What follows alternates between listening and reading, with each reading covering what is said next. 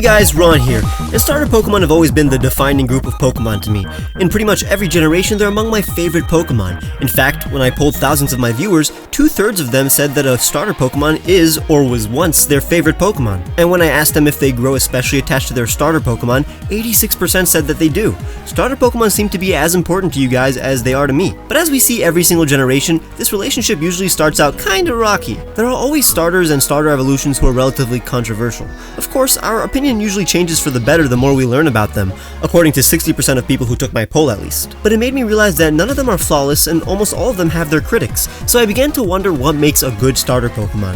I was simply gonna give my own opinion in this video, and of course I still kinda will, but I immediately understood that the starters I believe are great may not be the best according to fans. That's why I decided to publicly ask thousands of viewers their opinions of starter Pokemon.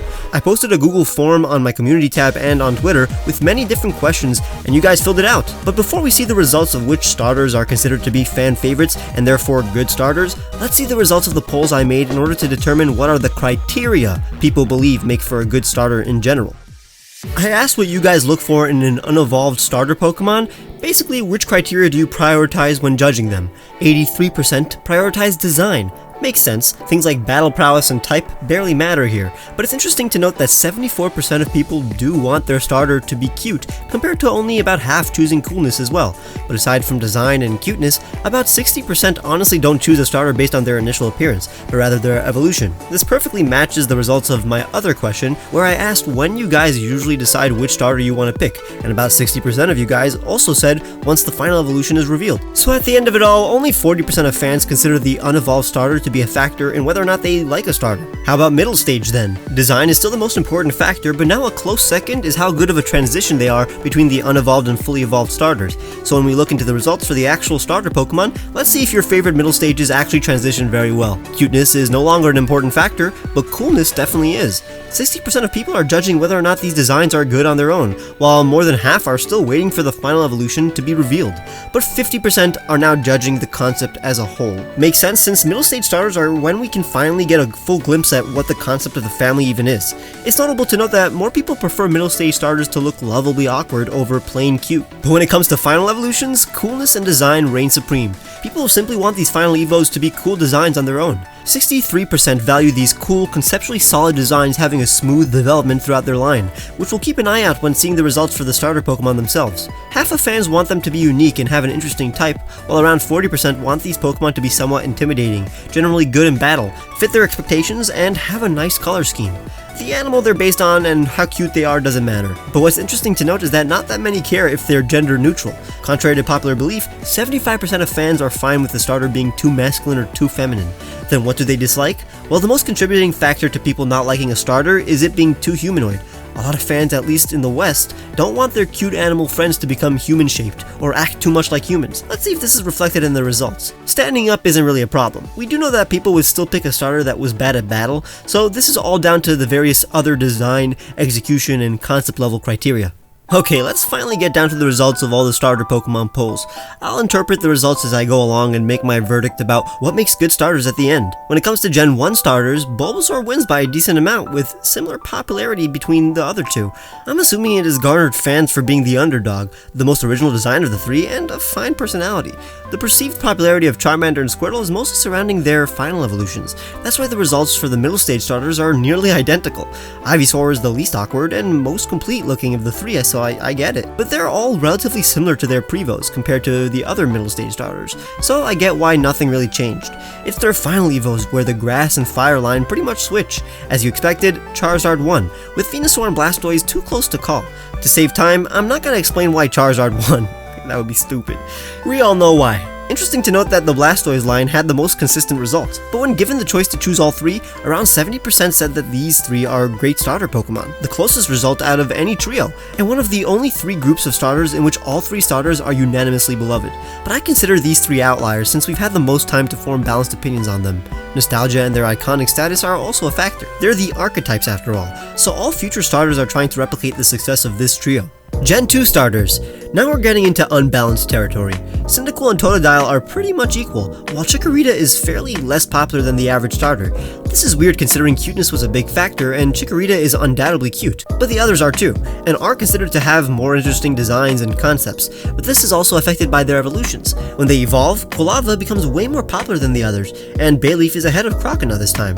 Quilava is among the most popular middle stages with a solid and inoffensive design, and Bayleaf is a very popular anime character. Croconaw seems to be underrepresented in media, and even has an oddball design among the Totodile family. But this changes once again when they evolve. Typhlosion wins for its fantastic design, explosive personality, and clear progression.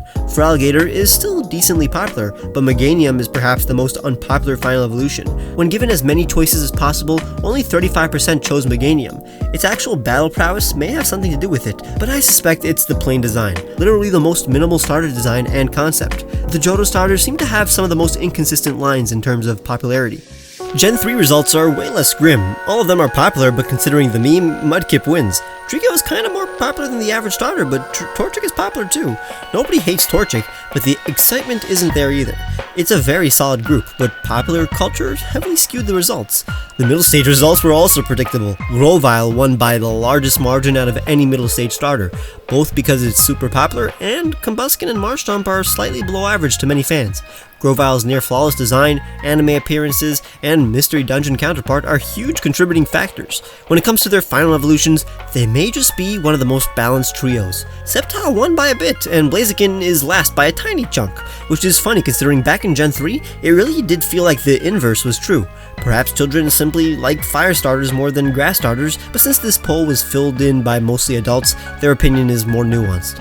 Ash's Sceptile and accumulation of popularity over the years, as well as the fact that my viewers may be biased towards my favorite Pokemon, made Sceptile come out on top. But it's the most flawless trio in terms of fan reception, so all three have their own reasons for being on top. They have cool designs, unique concepts, and steer clear of becoming too humanoid apparently. Sinnoh, perhaps the second most balanced group of starters. Turtwig won by a super tiny margin over Piplup, and Chimchar is still above average in terms of popularity. They're all cute with unique designs, extremely successful. When they evolve, Monferno sticks the landing. It's super popular. Grotle has an average reception for a middle stage starter, but Prinplup is relatively unpopular. I guess it's too awkward and lacks what made Piplup exceptionally lovable, while Monferno only enhances Chimchar's existing charm. But once they evolve, the results are back to relatively balanced. They all have great designs. Infernape and Torterra are executed perfectly and are among the most beloved final evolutions, while Empoleon is slightly above average in popularity. It's a bit more awkward, but has just as cool of a concept and design as the other two. In my opinion, the most successfully designed trio. They're in the top 3 most popular trios, also the first to have an explicit theme, all being based on legends and myths. Unova's next. Oshawott wins by a good amount. I have a feeling that this is affected by Samurot's perception, and Ash's Oshawott, but it's also a creative, unique, and balanced starter design in my opinion. Snivy is very likable, but Tepig, despite having such an inoffensive design and appealing personality, is relatively unpopular. Again, I believe the main reason is because people don't like its evolved form, so I wouldn't use this graph as an indication of whether or not Tepig's design is successful. In my opinion, it is. But I get why Duat is so popular. It's a cool design while still being somewhat adorable. It's a clear upgrade. Servine isn't hated, probably average in terms of middle stage popularity, but Pignite is kinda despised. While a fine design on its own, it's probably not the direction people wanted Tepig to go in. People were tired of firefighting starters. The final evolutions are very controversial. Samurott comes out on top despite being its reception not being as unanimous as Duat, and Superior's popularity is relatively average, maybe slightly underwhelming as a starter evolution, despite having a fantastic and beautiful design on its own. But yeah, Emboar is hated. People really hate its typing and find its design hard to love. I think it's a great design, but a ton of people think it's ugly. Aside from Meganium, it is the least popular final evolution. And as a whole, this line is relatively unpopular with only Samurott being slightly above average. Samurott's design and concept are genius, but I may be biased. It's not a perfect design for a starter evolution, but in my opinion, it's a perfect Pokemon design. But some don't like how different it is from Duat. But Gen 6 has the most unbalanced starter trio. They start out good. While it seems like Froakie won by a good amount, this is pretty much due to its evolved form.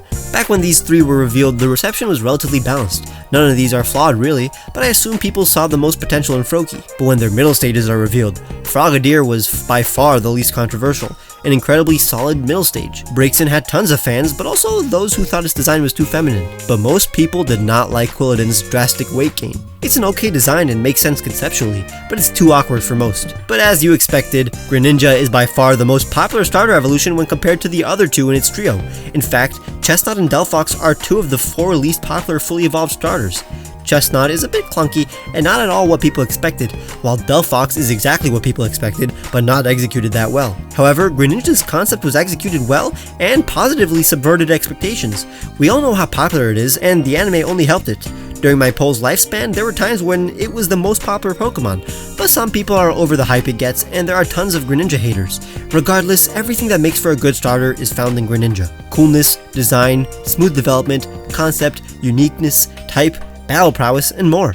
Gen 7 starters are actually more successful in the long run. The disparity starts out pretty big, with Rowlet being way above average in popularity and Litten being pretty average. Popplio didn't get as much good luck, with a more goofy design, but the hate wasn't too strong. Rowlet was simply the opposite of controversial. There's nothing to hate about it, it's just a leaf owl. Torracat, however, was the victor of the popularity poll. It was the only one that was a unanimous upgrade from the former, while the others may have lost the charm of their previous forms, or simply gained new charms. Torracat had a larger personality than Litten, and looked fairly cool. Dartrix had a very teenage look, but it wasn't unpopular, just not as cute as Rowlet, while Brionne looked a little too humanoid to some.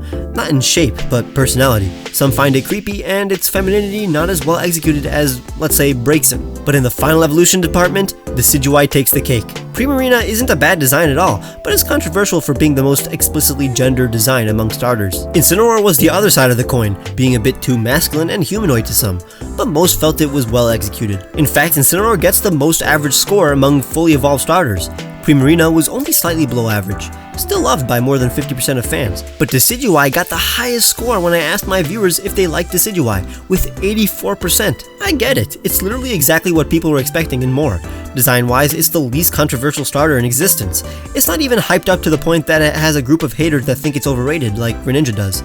If I was asked what makes a good starter Pokemon, the answer would be everything that Decidueye has. And when I add up their scores as a trio, the fully evolved Alolan starters have the most average score. Not too bad considering their controversies. Finally, it's time for Gen 8 starter Pokemon. I knew before I polled you guys that this would happen because I believe in myself, and that is that Grookey, Scorbunny, and Sobble are the most balanced trio of new starters. They're pretty much equal when it comes to fan reception. As a trio, they're beloved. All three have unique personalities and simple yet appealing designs. They feel like our children. Each has their own fan club, unlike other gens where there's usually one starter that rose above the rest in initial fan reaction. Of course, this changed once they evolved.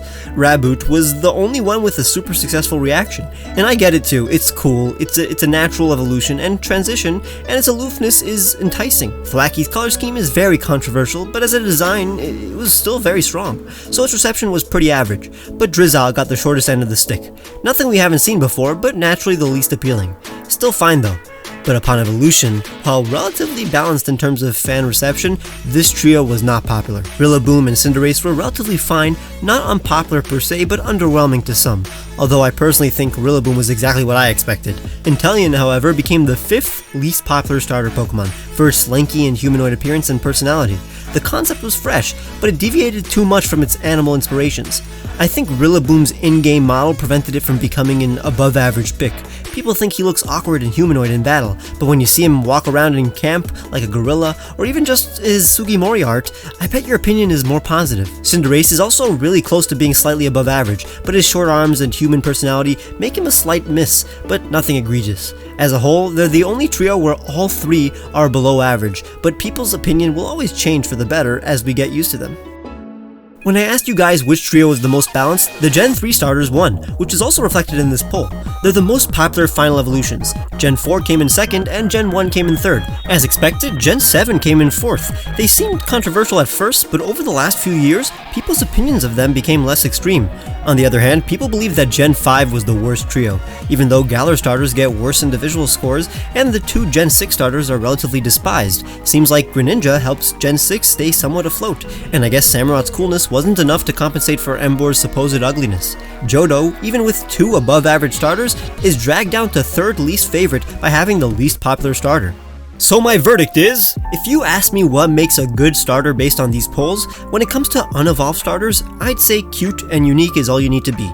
Every starter is cute and a successful Pokemon, but the ones winning the polls seem to be cute but also the most interesting in concept of the three, while not being too out there. Perhaps they're more fantastical like Bulbasaur, Cyndaquil, and Mudkip, cool like Froakie or Trico, or personality driven like Totodile or the Gen 8 starters. If your starter is very cute but not much other than that, like Torchic or Chikorita, they'll still be beloved but not at the top of the curve. Middle stage starters are different. You need to be a strong transitional stage. It's important to be cool and perhaps a bit awkward, but never at the expense of your cuteness. Those that excel in this are undoubtedly cool Pokemon like Grovyle, Duat, and Raboot, while those who are unpopular are awkward at the expense of their design, like Prinplup, Quilladin, and Drizzile, even though all of these in the bottom are good transitional phases. When it comes to final evolutions, coolness is still the #1 factor. Those with at least 80% popularity are considered the quote-unquote cool or chill Pokemon in their trio, a friend you can vibe with. Their design is usually sleek, but not too humanoid, especially in personality. Their development from their unevolved stage is also understandable. None of the ones with 70% of the votes or more are unsavory surprises. They don't disappoint or not live up to the people's high expectations. Torterra isn't a surprise. Decidueye isn't a drastic turn. Sceptile looks exactly like a grown-up Trico, while Chestnut looks nothing like a Chespin, even if the design isn't bad. Samurott doesn't physically look too close to Oshawott, but its theme was there from the start, and Duat was a perfect indication that the final evolution was going to be a samurai otter with shell weapons. Most of all, their concept was well executed in their design. So to put it simply, good starters have to be successful Pokemon designs while also looking like powerful best friends you can count on. Now let me know if you want to see another video based on polls that you guys can vote on. Make sure to subscribe so you can see the polls in my community tab and on my Twitter profile.